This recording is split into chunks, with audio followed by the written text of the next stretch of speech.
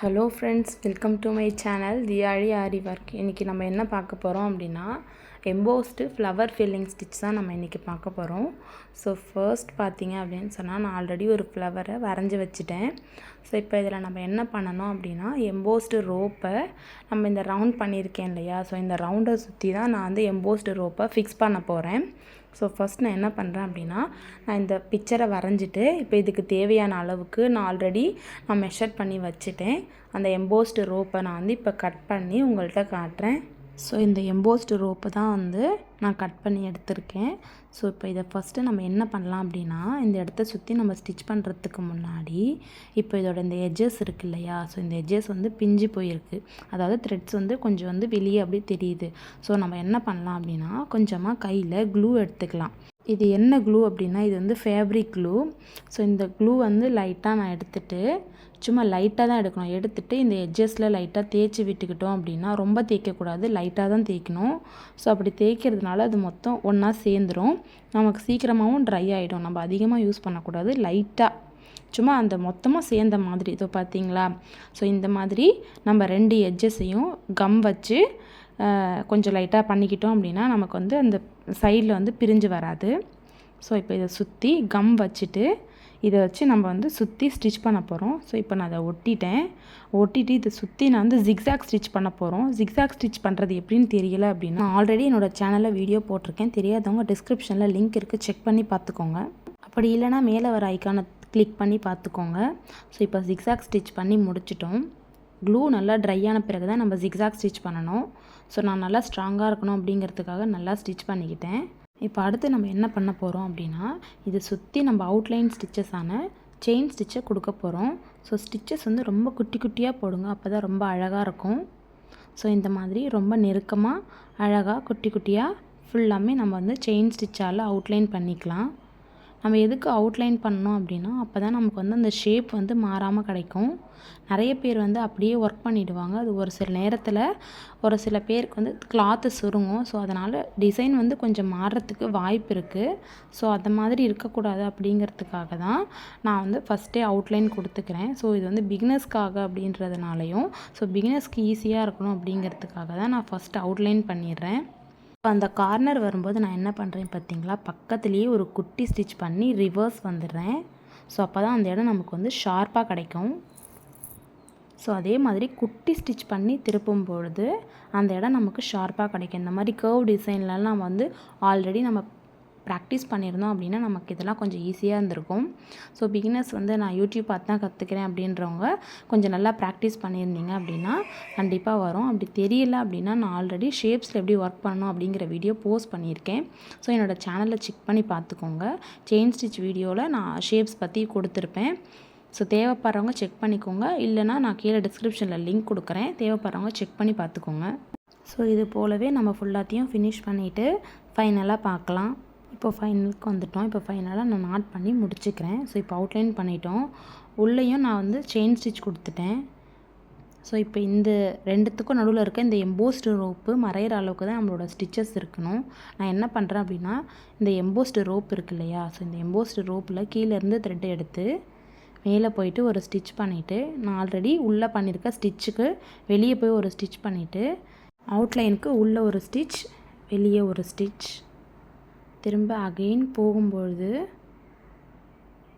அவுட்லைனுக்கு வெளியே ஒரு ஸ்டிச் உள்ளே ஒரு ஸ்டிச், திரும்ப கீழே வரும்போது அவுட்லைனுக்கு உள்ளே ஒரு ஸ்டிச் வெளியே ஒரு ஸ்டிச், திரும்ப அகெயின் மேலே போகும்பொழுது இந்த உள் ரவுண்டு வந்து கொஞ்சம் சின்னதாக இருக்குது இல்லையா, ஸோ அதனால் நம்ம என்ன பண்ணலாம் அப்படின்னா அட்ஜஸ்ட் பண்ணலாம். ஸோ அதுக்கு என்ன பண்ணுறோம் அப்படின்னா அந்த எம்போஸ்டு ரோப்புக்குள்ளே உள்ளே போயிட்டு ஒரு ஸ்டிச் வெளியே ஒரு ஸ்டிச், இப்போ திரும்ப வரும்பொழுது அதுக்கு மேலே ஸ்டிச் பண்ணிவிட்டு அந்த இடத்த ஃபில் பண்ணுறோம். ஸோ அதாவது நம்ம வந்து அட்ஜஸ்ட் பண்ணி ஃபில் பண்ணணும். ஏன்னா இது வந்து ஒரே இடமா இருந்துச்சு, இப்போ ஃப்ளாட் லோடிங் மாதிரி இருந்துச்சுன்னா நம்ம அப்படியே ஸ்டிச் பண்ணிடலாம். ஸோ நமக்கு வந்து வெளியே பெருசாக இருக்குது, உள்ளே சின்னதாக இருக்குது. ஸோ அதுக்கேற்ற மாதிரி அட்ஜஸ்ட் பண்ணி தான் நம்ம ஸ்டிச் பண்ணணும். ஸோ நமக்கு வந்து பிசுறு வரக்கூடாது அப்படின்னா நம்ம என்ன பண்ணலாம் அப்படின்னா இந்த மாதிரி நம்ம வந்து ஒன்று வந்து முன்ன பின்ன அப்படி வச்சுக்கலாம். இப்போ வந்து திரும்ப நம்ம அங்கே போக வேணாம், இந்த எம்போஸ்டு ரோப்புக்கு மேலே ஒரு ஸ்டிச் பண்ணிவிட்டு அதுக்கு மேலே ஒரு குட்டி ஸ்டிச் பண்ணுறோம். திரும்ப அகைன் கீழே வரும்போது அவுட்லைனுக்கு உள்ளே ஒரு ஸ்டிச், வெளியே ஒரு ஸ்டிச். ஒரு வாட்டியுமே மேலே போயிட்டு அந்த சின்ன ரவுண்டை ஸ்டிச் பண்ணோம் அப்படின்னா அந்த இடம் வந்து ரொம்ப அதிகமாக இருக்கும். த்ரெட் வந்து பார்க்க சொல்ல அழகாக இருக்காது, அந்த ஷைனிங் இருக்காது. ஸோ அதனால் நம்ம என்ன பண்ணுறோம் அப்படின்னா இடத்துக்கு ஏற்ற மாதிரி கொஞ்சம் நம்ம அட்ஜஸ்ட் பண்ணுறோம். ஸோ நம்ம அந்த இடத்த அட்ஜஸ்ட் பண்ணும்போது தான் அது நமக்கு வந்து ஒரு ஃபினிஷிங்கில் கிடைக்கும். ஃபினிஷிங் வரணும் அப்படிங்கிறதுக்காக தான் நான் வந்து கொஞ்சம் அட்ஜஸ்ட் பண்ணி ஸ்டிச் பண்ணுறேன். ஏன்னா நமக்கு உள்ளுக்குள்ளேருந்து இடம் கொஞ்சம் கம்மியாக இருக்குது இல்லையா? ஸோ நமக்கு இடம் கரெக்டாக இருந்துச்சு அப்படின்னா நம்ம வந்து அப்படியே ஸ்டிச் பண்ணிடலாம். இடம் இல்லாததுனால நம்ம கொஞ்சம் அட்ஜஸ்ட் பண்ணுறோம். நான் உங்களுக்கு சொல்கிறது புரியலை அப்படின்னா நீங்கள் கொஞ்சம் பொறுமையாக பார்த்தீங்க அப்படின்னாலே இந்த வீடியோ ஒரு 2 டைம்ஸ் ஆர் 3 டைம்ஸ் நீங்கள் பொறுமையாக ப்ளே பண்ணி பார்த்தீங்கன்னா புரியும். உள்ளே ஒரு ஸ்டிச், வெளியே ஒரு ஸ்டிச். த்ரெட்டை திரும்ப மேலே கொண்டு போகிறோம். எம்போஸ்டுக்கு மேலே போயிட்டு ஒரு ஸ்டிச் பண்ணிவிட்டு ஒரு குட்டி லாக் பண்ணிவிட்டு திரும்ப உள்ளே ஒரு ஸ்டிச், வெளியே ஒரு ஸ்டிச். திரும்ப மேலே வரும்பொழுது இப்போ இந்த இடம் இருக்குது இல்லையா? ஸோ இந்த இடத்துல அப்படியே ஸ்டிச் பண்ணி அந்த பிங்க் கலரோட சேர்த்துக்கலாம். ஸோ நமக்கு இடமும் வந்து கரெக்டாக வரணும், ஈவனான மெஷர்மெண்ட்டில் இருக்கணும். ஃப்ளவரில் ஒர்க் பண்ணும்போது இந்த மாதிரி நமக்கு கொழிஞ்சு வரும் இல்லையா இந்த இடம்? ஸோ அதனால் நம்ம இந்த மெத்தடை நம்ம யூஸ் பண்ணிக்கலாம். இடத்துக்கு ஏற்ற மாதிரி நம்ம ஸ்டிச்சஸை வந்து கொஞ்சம் கம்மி பண்ணிக்கலாம். ஸோ ஃப்ளாட் லோடிங் உங்களுக்கு தெரியும் அப்படின்னா இந்த ஸ்டிச் வந்து ரொம்ப ஈஸி தான். ஃப்ளாட் லோடிங் மாதிரி தான், நம்ம இடத்துக்கு ஏற்ற மாதிரி கொஞ்சம் அட்ஜஸ்ட் பண்ணிக்கணும். ஸோ இதுதான் வந்து இதோடைய கான்செப்டே. திரும்ப உள்ளே ஒரு ஸ்டிச், வெளியே ஒரு ஸ்டிச். த்ரெட்டை மேலே கொண்டு போகிறோம். ஸோ இப்போ அந்த இடத்துல ஸ்டிச் பண்ண வேணாம், எம்போஸ்டுக்கு மேலே போயிட்டு ஒரு ஸ்டிச் பண்ணுறோம். ஸ்டிச் பண்ணிவிட்டு திரும்ப அதை வந்து ஒரு லாக் பண்ணிடுறோம். திரும்ப அகைன் த்ரெட்டை கீழே கொண்டு வந்து அவுட்லைனுக்கு உள்ளே ஒரு ஸ்டிச், அவுட்லைனுக்கு வெளியே ஒரு ஸ்டிச். திரும்ப அகைன் மேலே போகும்பொழுது அதை விட கொஞ்சம் மேலே போயிட்டு ஸ்டிச் பண்ணிவிட்டு ஒரு லாக் பண்ணிவிட்டு த்ரெட்டை கீழே கொண்டு வந்து உள்ளே ஒரு ஸ்டிச், வெளியே ஒரு ஸ்டிச். இப்போது திரும்ப வரும்பொழுது இந்த இடத்துல எம்போஸ்டுக்கு மேலே ஒரு ஸ்டிச், அதை லாக் பண்ணி ஒரு குட்டி ஸ்டிச். திரும்ப ரிட்டன் கீழே கொண்டு வந்து உள்ளே ஒரு ஸ்டிச், வெளியே ஒரு ஸ்டிச். ஸோ இந்த மாதிரி நம்ம இடத்துக்கு ஏற்ற மாதிரி அட்ஜஸ்ட் பண்ணி ஸ்டிச் பண்ணிக்கலாம். இப்போ இவ்வளோ நேரம் நான் இந்த எம்போஸ்டுக்கு மேலே தான் ஸ்டிச் பண்ணிகிட்ருந்தேன். அந்த பிங்க் த்ரெட்டில் நான் ஸ்டிச் பண்ணல. ஏன் நான் ஸ்டிச் பண்ணல அப்படின்னா இன்னும் 2-3 ஸ்டிச்சில் இது முடிய போகுது. ஸோ நான் இப்போயே ஸ்டிச் பண்ணிட்டேன் அப்படின்னா அதுக்கான இடம் வந்து முடிஞ்சிடும். ஸோ அதனால் எனக்கு அந்த ஃபினிஷிங் வராது அப்படின்றதுனால இப்போ நான் 2 ஸ்டிச்சில் வந்து முடிக்க போகிறேன் இல்லையா? ஸோ இப்போ இந்த இடத்துல நான் வந்து இந்த பிங்க் த்ரெட்டோடு சேர்த்து ஸ்டிச் பண்ணும்பொழுது இப்போ இன்னும் 2 ஸ்டிச்சில் இது முடிஞ்சிடும் இல்லையா? ஸோ அப்போ வந்து அந்த ஃபினிஷிங் கிடைக்கும். நான் ஆல்ரெடி சொன்ன மாதிரி அந்த கார்னரில் எடுக்க சொன்னேன் இல்லையா? ஸோ இப்போ நம்ம போடக்கூடிய இந்த 2-3 ஸ்டிச்சஸை வந்து நம்ம அந்த பிங்க் த்ரெட்டோடு சேர்த்து போடும்பொழுது அதுக்கான அந்த ஃபினிஷிங் வந்து நமக்கு கிடைக்கும். ஸோ அதனால தான் அந்த எட்ஜஸ் மட்டும் நீங்கள் வந்து அது கூட சேர்ந்த மாதிரி போடுங்க, அட்ஜஸ்ட் பண்ணி போடுங்க. நீங்களே யோசித்து இந்த இடத்துல வந்து இப்படி பண்ணால் நல்லா இருக்குமா, இல்லை அடுத்த ஸ்டிச்சுக்கு பண்ணிக்கலாமா அப்படிங்கிறத நீங்களே யோசிச்சுக்கோங்க. அதுக்கு ஏற்ற மாதிரி நீங்களே மெஷர்மெண்ட் பண்ணி ஸோ அந்த ஃபினிஷிங் எப்படி வந்தால் நல்லாயிருக்கும் அப்படிங்கிறத யோசித்து பண்ணிக்கோங்க. அப்படி இல்லைன்னு சொன்னால் நீங்கள் வந்து ஒரு கோடு போட்டுக்கோங்க. கோடு போட்டுட்டு இந்த பெட்டலுக்கு இவ்வளோ தான், இந்த இடத்துல வரையும் தான் ஸ்டிச் வரணும் அப்படிங்கிற மாதிரி நீங்கள் வந்து கோடு போட்டுக்கிட்டீங்க அப்படின்னா உங்களுக்கு இன்னமும் கொஞ்சம் ஈஸியாக இருக்கும். ஸோ நான் ஃப்யூச்சரில் இல்லைனா ஒரு ஷார்ட்ஸில் இதை எப்படி நம்ம வந்து பிரிக்கணும் அப்படிங்கிறத நான் சொல்கிறேன். உங்களுக்கு புரியலை அப்படின்னா நீங்கள் திரும்ப கமெண்ட் பண்ணுங்கள். ஸோ நான் தெளிவாக உங்களுக்கு ஒரு டிராயிங் மாதிரியும் பண்ணி காட்டுறேன். அப்படி இல்லைன்னு சொன்னால் திரும்பவும் இந்த ஃப்ளவரையே ஒர்க் பண்ண சொன்னாலும் நான் பண்ணுறேன். ஸோ அதனால் எனக்கு எந்த ப்ராப்ளமும் கிடையாது. ஸோ உங்களுக்கு வந்து இந்த டவுட் வந்து கிளியர் ஆகணும். ஸோ அதனால் எந்த டவுட்டாக இருந்தாலும் கண்டிப்பாக கமெண்ட் பண்ணுங்கள், நான் கண்டிப்பாக அதுக்கான ரிப்ளைவை கொடுப்பேன். ஸோ உங்களுக்கு திரும்பவும் சொல்கிறேன், உங்களுக்கு புரியலைன்னா திரும்ப கேளுங்க. இதே ஃப்ளவரை கூட நான் இன்னும் உங்களுக்கு பேப்பரில் எக்ஸ்பிளைன் பண்ணிவிட்டு கூட நான் அடுத்து உங்களுக்கு ஸ்டிச் பண்ணி கூட காட்டிடுறேன். ஸோ இப்போ இதே மாதிரி தான் நம்ம வந்து எல்லாத்தையும் ஃபில் பண்ண போகிறோம். நான் சில்க் த்ரெட்டுக்கு என்ன நீடில் யூஸ் பண்ணுறேன் அப்படின்னா நம்பர் 13 0.55 mm இது தான் நான் வந்து யூஸ் பண்ணிகிட்ருக்கேன். ஸோ நான் எப்பயுமே பார்த்தீங்க அப்படின்னா த்ரெட் ஒர்க்குக்கு நான் டூலிப் நீடில் தான் யூஸ் பண்ணுறேன். ஜர்தோசி பீட் ஒர்க்குக்கு வந்து நான் பீட்ஸ் நீடில் தான் யூஸ் பண்ணுறேன். அயன் நீடிலை விட டூலிப் நீடில் எனக்கு கொஞ்சம் கம்ஃபர்டபுளாக இருக்கும் த்ரெட் ஒர்க்குக்கு மட்டும். ஸோ ஆனால் பீட்ஸுக்கும் சர்தோசிக்கும் நீங்கள் வந்து அயன் நீடில் யூஸ் பண்ணுறது தான் பெஸ்ட்டு. ஏன் சொல்கிறேன், அப்போ தான் நீங்கள் சீக்கிரமாக ஒர்க்கை ஃபினிஷ் பண்ண முடியும். நான் ஆல்ரெடி சொன்ன மாதிரி தான் ஃப்ளாட் லோடிங் மாதிரி தான் நம்ம பேசிக் ஸ்டிச்சஸில் படித்த ஃப்ளாட் லோடிங் ஸ்டிச் மாதிரி தான்.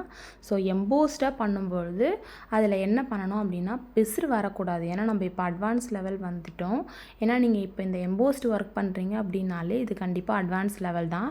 ஸோ அப்படி பண்ணும்பொழுது 2 விஷயந்தான். ஒன்று வந்து ஆல்ரெடி நான் சொன்ன மாதிரி பிசுறு வரக்கூடாது. சில்க் த்ரெட்டில் பிசுறு வராமல் பொறுமையாக ஸ்டிச் பண்ணணும். 2வது இந்த எம்போஸ்டு ரோப் வந்து நமக்கு தெரியக்கூடாது. ஸோ அந்த அளவுக்கு நம்ம அடர்த்தியாக ஸ்டிச் பண்ணணும்.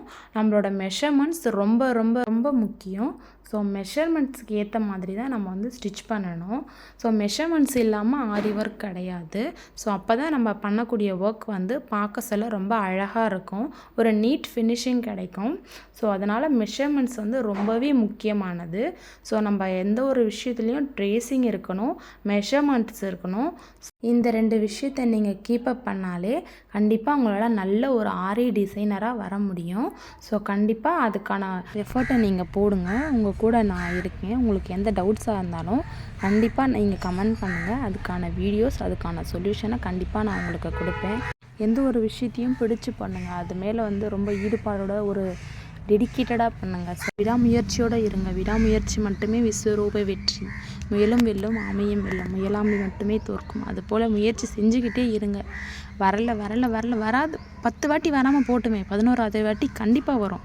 கண்டிப்பாக முடியும். ட்ரை பண்ணுங்கள். ஸோ இப்போ இதை நான் ஃபுல்லாக ஃபினிஷ் பண்ணிவிட்டு காட்டுறேன். ஸோ ஃபினிஷ் பண்ணி முடிச்சிட்டேன். ஸோ இப்போ இங்கே பார்த்தீங்க அப்படின்னா ஃபைனல் ஸ்டேஜுக்கு வந்துட்டேன். ஃபைனல் ஸ்டேஜில் நம்ம என்ன பண்ணுறோம் அப்படின்னா, நான் ஆல்ரெடி சொன்ன மாதிரி நம்ம ஸ்டார்டிங்கில் எங்கே எடுத்தோமோ ஸோ அந்த கடைசி எட்ஜஸ்க்கே வந்துட்டோம். இப்போ அப்படியே இதை ரிட்டன் கொண்டு போயிட்டு இந்த கேப்ஸ் இருக்குது இல்லையா, ஸோ இந்த கேப்ஸுக்காக சுற்றி நம்ம அவுட்லைன் வந்து செயின் ஸ்டிச் கொடுக்குறோம். ரொம்ப பொடியாக கொடுங்க, அதாவது ரொம்ப குட்டியாக கொடுங்க. ஸோ அப்போ தான் அந்த இடமும் மறையும். நமக்கு வந்து செயின் ஸ்டிச் எந்த அளவுக்கு குட்டியாக இருக்கோ ஸோ அந்த அளவுக்கு நம்மளுடைய ஒர்க்கும் பார்க்கும்போது ரொம்ப அழகாக இருக்கும். ஸோ அதே மாதிரி இதை ஃபுல்லாகவே நான் வந்து செயின் ஸ்டிச்சை வச்சு ஃபில் பண்ணிக்கிறேன். இந்த எட்ஜஸ்லலாம் பார்த்தீங்க அப்படின்னா நான் ஆல்ரெடி சொன்ன மெத்தடில் குட்டி ஸ்டிச் போட்டு ரிவர்ஸ் வாங்க. ரிவர்ஸ் வந்து திரும்ப அகைன் நம்ம அந்த கர்வ் வந்து ஸ்டிச் பண்ணும்போது நமக்கு அழகாக கிடைக்கும். ஸோ அதனால தான் நம்ம குட்டி ஸ்டிச் போட்டு ரிவர்ஸ் பண்ணுறது. ஸோ இப்போ அதை நான் வந்து ஃபினிஷ் பண்ணிக்கிறேன்.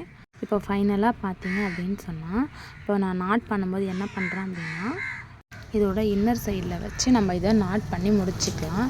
ஸோ நாட் வந்து தெரியாத அளவுக்கு இருக்கணும்.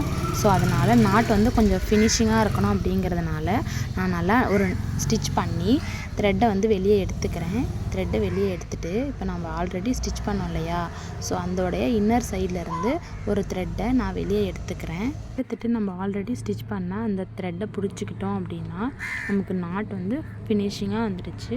ஸோ இப்போ அவ்வளோதான், நம்ம இது வந்து ஃபினிஷ் பண்ணிட்டோம். ஸோ நான் ஜூமிங்கில் காட்டுறதுனால தான் உங்களுக்கு வந்து ரொம்ப ஹோலாக தெரிகிற மாதிரி இருக்குது. லாங்லேருந்து பார்க்கும்போது அந்த கேப்லாம் உங்களுக்கு தெரியாது. ஸோ கேமரா ஜூமிங்கில் இருக்குது, அதனால் அந்த கேப்ஸ் தெரியுது. ஸோ இப்போ இன்னும் இதை கொஞ்சம் அழகுபடுத்தணும் அப்படிங்கிறதுனால நம்ம என்ன பண்ணலாம் அப்படின்னா, இதை சுற்றி நம்ம வந்து பீட்ஸ் அவுட்லைன் கொடுக்கலாம். என்ன பீட்ஸ் கொடுக்கலாம் அப்படின்னா, ஸோ இப்போ இது வந்து ஒரு ஃப்ளவர் இல்லையா, ஸோ கலர் ஃப்ளவர். ஸோ இதுக்கு வந்து நம்ம கர்தானா கொடுக்கலாம். எப்பயுமே நம்ம சுகர் பீட்ஸ் தான் கொடுக்குறோம். ஸோ இந்த டைம் கொஞ்சம் டிஃப்ரெண்ட்டாக பண்ணலாம் அப்படின்னு சொல்லி நான் கர்தானா கொடுக்கலாம் அப்படின்னு சொல்லி கோல்டன் கலர் கர்தானாவை நான் வந்து ஸ்டிச் பண்ணுறேன். நம்ம அவுட்லைன் ஃபுல்லாக கர்தானா வச்சு ஃபில் பண்ணிட்டோம். ஸோ ஃபில் பண்ணிவிட்டு சென்டரில் பார்த்தீங்கன்னா 5 mm ப்ளஸ் ஒரு சுகர் பீட் வச்சு லாக் பண்ணியிருக்கேன். இதோட ஃபைனல் லுக் பார்த்தீங்க அப்படின்னு சொன்னால் எந்த இடத்துலையும் பிசுறு வரல. 2வது பார்த்தீங்க அப்படின்னா எம்போஸ்டு ரோப்பு நமக்கு தெரியல. ஒரு அழகான ஃப்ளவரை நம்ம ஃபில் பண்ணிட்டோம். ஸோ உங்களுக்கு இந்த வீடியோ பிடிச்சிருக்கும் அப்படின்னு நான் நினைக்கிறேன். ஸோ இந்த வீடியோ பிடிச்சா இந்த வீடியோக்கு ஒரு லைக் பண்ணிவிட்டு என்னோடய சேனலை சப்ஸ்கிரைப் பண்ணிக்கோங்க.